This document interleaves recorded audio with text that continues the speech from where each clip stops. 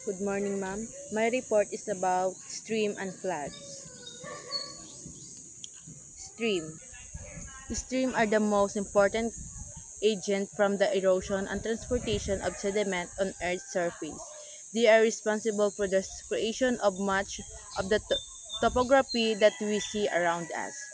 They are also places with a great beauty and tranquility and of course they provide much of water that is essential of our existence. But streams are not always peaceful and soothing. They, during large storm and rapid snowmelts, they can be raging torrents capable of moving cars and houses and destroying roads and bridges. When they spill over their banks, they can flood huge areas, devastating population and infrastructure.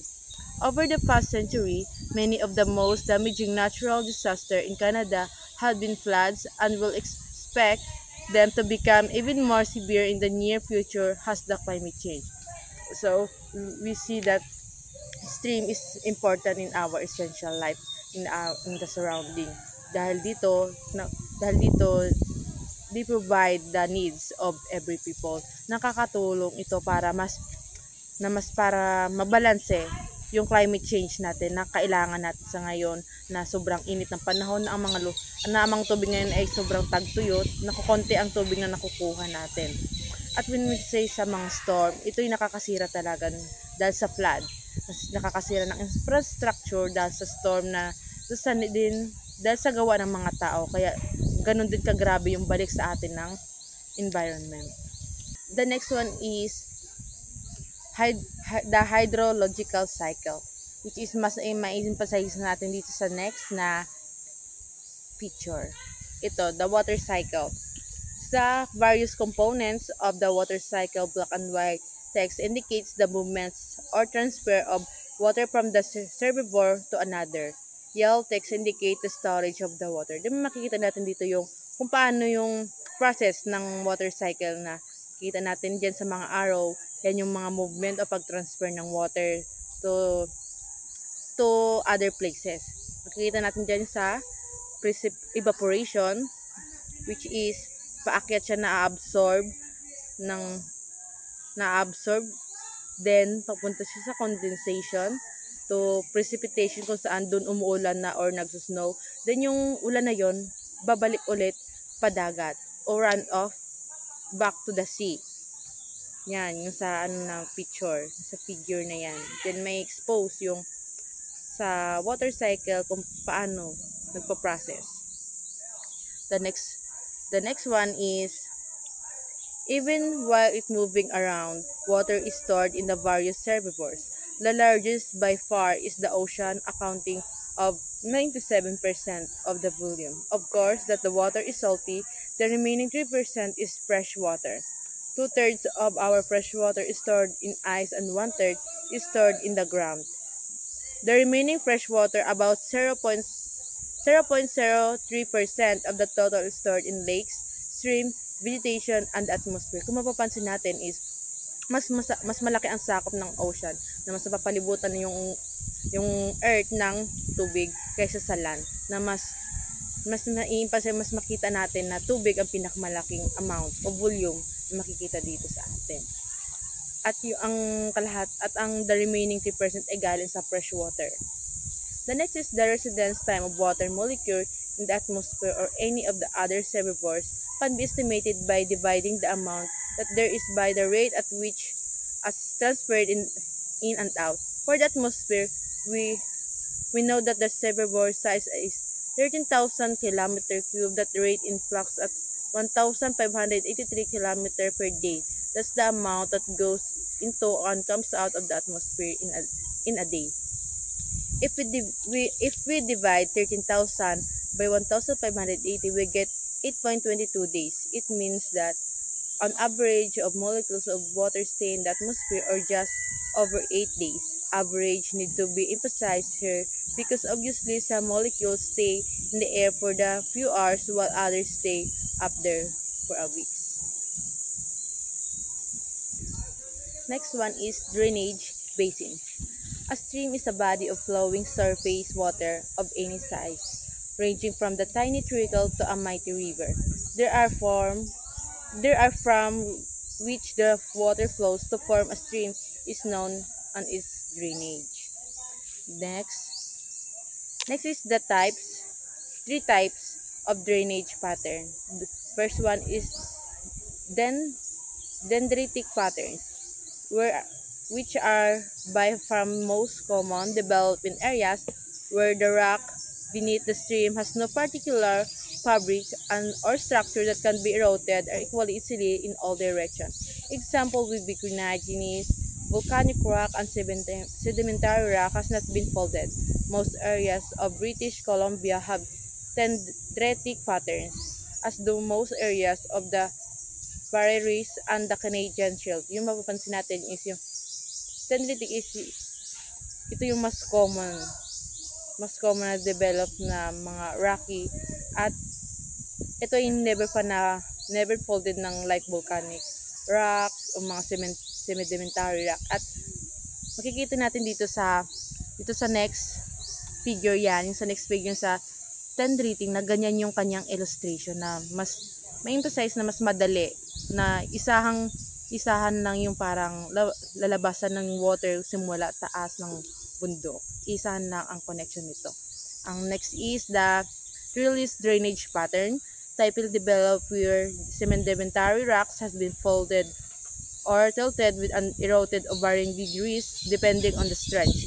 The Rocky Mountain of BC and Alberta are good example of this, and many of drainage system within the Rockies are trellis patterns. Ang sa next one naman is ganyan yung kanyang direction of stream of water flow niya, na may iba't ibang direction na kung saan papunta yung tubig, na hindi yung isa lang yung source papuntang baba niya. And next is the rectangular patterns developed in areas that have very little topography as a system of bedding plains, fracture, or faults that form the rectangular network. Rectangular drainage pattern are rare in Canada. Itong ganitong system naman na pattern is very rare siya, na sa bihira mo lang makikita na ganito yung klase ng drainage pattern na makikita natin. Like dito sa figure na pag ganyan yung kanyang style, pa rectangular na position. The next one is stream erosion and deposition. Water flow in the stream is primarily related to the stream region, but it also controlled by the geometry of the stream channel. Water flow velocity is decreased by friction along the stream bed, so it is lowest at the bottom and edges and faster near the surface and the middle. In fact, the velocity just below the surface is typically a little higher than right at the surface because of the friction between the water and the air. On the curved section of the stream, flow is fastest on the outside and slowest on the inside. So makikita natin dito sa figure, the relative velocity of stream flow depending on the whether stream channel is straight or curved left, and with the respect of the water deep in the right picture. Yan yung illustration niya na na-explain dito sa paragraph na to. The next one is other factors that affect stream water velocity are the size of sediment on the stream bed, because large particles tend to slow and the flow more than small ones, and the discharge or volume of water passing a point na unit of time. Stream water also dissolve load, which represent on average about 15% of the mass of materials transported, and includes ions such as calcium and chloride in solution. The solubility of these ions is not affected by flow velocity. Yan yung figure na makikita natin, na ito yung nag-represent ng modes of transportation of sediment and dissolved ions, represented by the red dots with plus and sign and negative sign in the stream. Yan makikita natin particle in suspension and ions in solution. Yan yung flow ng tubig na yung siltation, traction, and bed load class. The next one is stream types. The stream channel can be straight and curved, deep and slow, or rapid as shook of coarse sediments. The cycle of erosion has some influence in the nature of the stream, but there are several other factors that are important.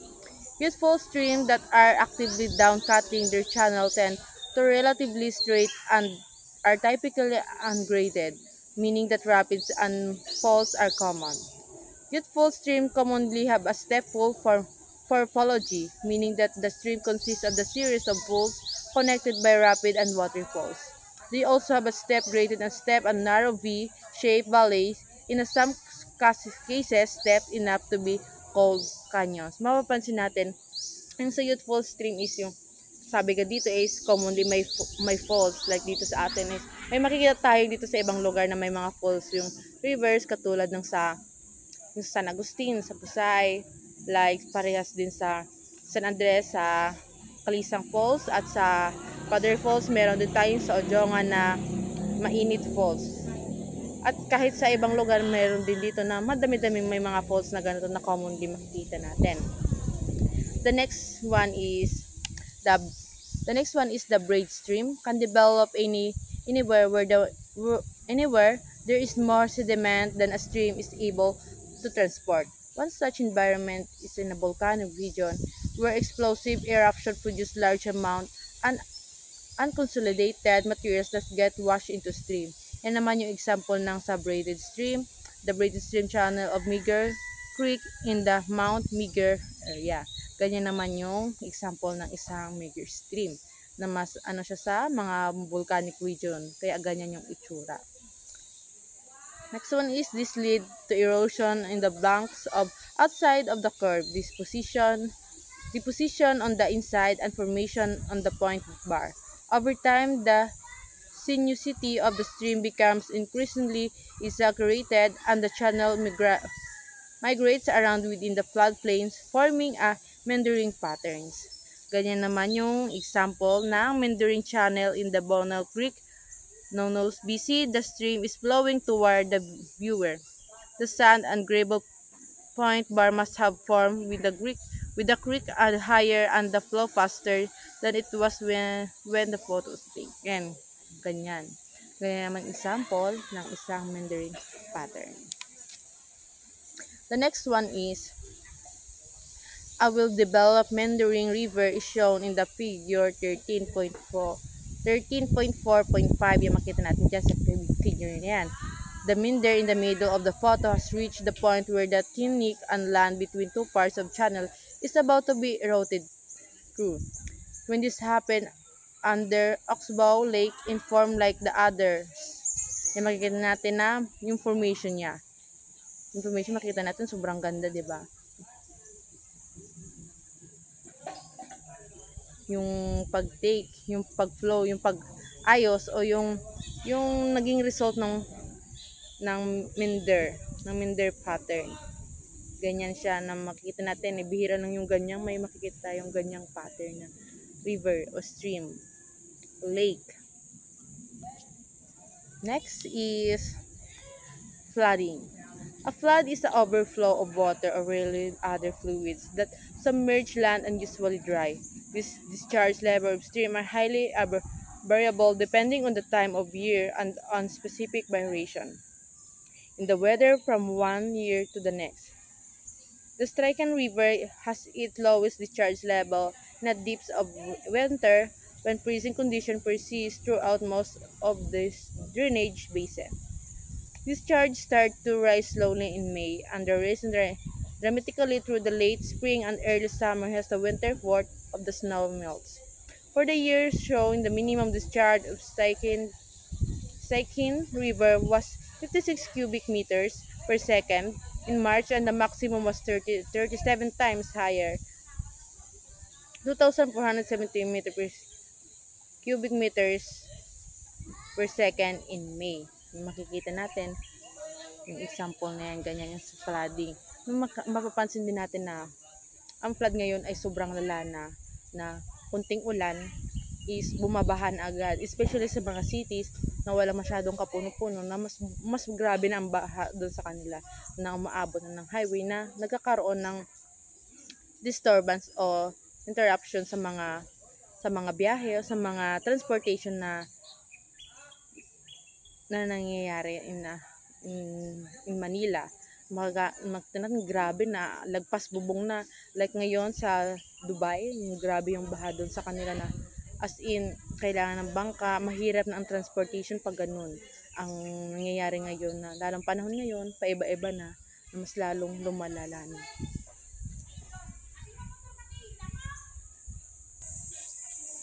The next one is yan, yung sa variation in discharge in the Saikin River during 2013.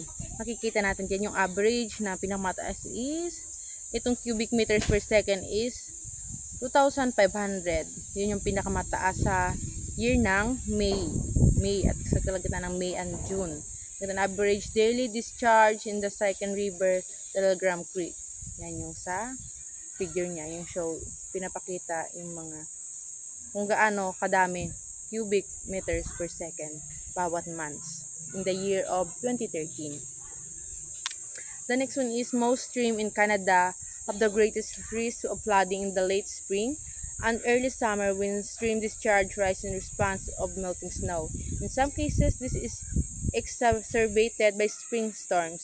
In years when melting especially fast and spring storms are particularly intense, flooding can be very severe. One of the worst floods in Canadian history took place in the Fraser Valley in late May and early June in 1948. The early spring of the year had been cold and a large snowpack in the interior was slow to the melt. Fraser River discharge level rose rapidly over several days during late May, and the dikes built to protect the valley were breached in a dozen places. Approximately one-third of the floodplain was inundated and many homes and other buildings were destroyed, but there were no deaths. The Fraser River flood in 1948, which is the highest in the past century, has followed a very high river levels in 1950 and 1972 by the relatively high levels several times since then, the most recent being 2007. The next one is just a year after the Saguenay floods, the Red River in Minnesota, North Dakota, and Manitoba reached the highest level since 1826. As a typical of the Red River, the 1997 flooding was due to rapid snowmelt. Because of the south to north flow of the river, the flooding started in Minnesota and North Dakota, where melting started earlier and builds toward the north. The residents of Manitoba had plenty of warning in that the 1997 flood was coming because there were severe flooding and several locations in the U.S. side of the border. After a 1950 Red River flood, the Manitoba government built a channel around the city of Winnipeg to reduce the potential of flooding the city. Known as the Red River Floodway, the channel was completed in 1964 at the cost of $63 million. Since then, it has been used many times to alleviate massive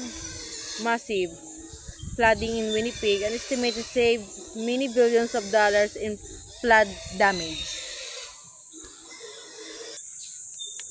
The massive 1997 flood was almost too much for the floodway.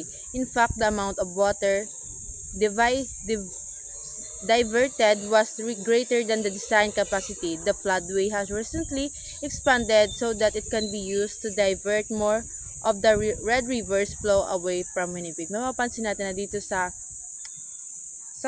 Canada is sobrang dami na nang naging flood na nangyari na sobrang lala, na kung saan nasisira ng mga infrastructure, mga bahay, at makikita natin dito na there are some na ginawa nila para maayos, para maprotektahan nila at hindi makaapekto ng sobra sa kanilang community. Like yung ginawa nila is Red River Floodway Channel was completed in 1964 na nagkakahalaga sa $63 million para magprotekta sa floodway kung saan is malesen yung capacity na masisira o mal-damage na infrastructure o mga tirahan. The next is yan yung example makikita natin yung nangyari nung panahon ng flood, yung sa Suginay floods, sa North Dakota floods. At dito sa baba, makikita natin this map of the Reed River floodway around Winnipeg. Yung sa left, at yung sa aerial view of the southern on left end of the floodway right. Then mapapansin na sobrang grabe yung baho. Kung makikita natin doon na yung isang bahay na lang ang naiiwan, masisira pa yon. At yung sa North Dakota flood naman is yan, grabe din yung baha na naranasan nila sa yung taon na yan na yung buong community talaga o buong lugar na yan is ng baha. Makita natin na puro bubong na makikita, hindi na makita yung mga kalsada, yung mga yung mga street diyan. At ang sunod is one of the things that the 2013 flood in the Bow River teaches us that we can't predict when the flood will occur or how big it will be. So in order to minimize damage and casualties, we need to be prepared. Some of the ways of doing are as follows. One is mapping floodplains and not building within them. Next is building dikes or dams where necessary. Monitoring the winter snowpack, the weather, and the stream discharge.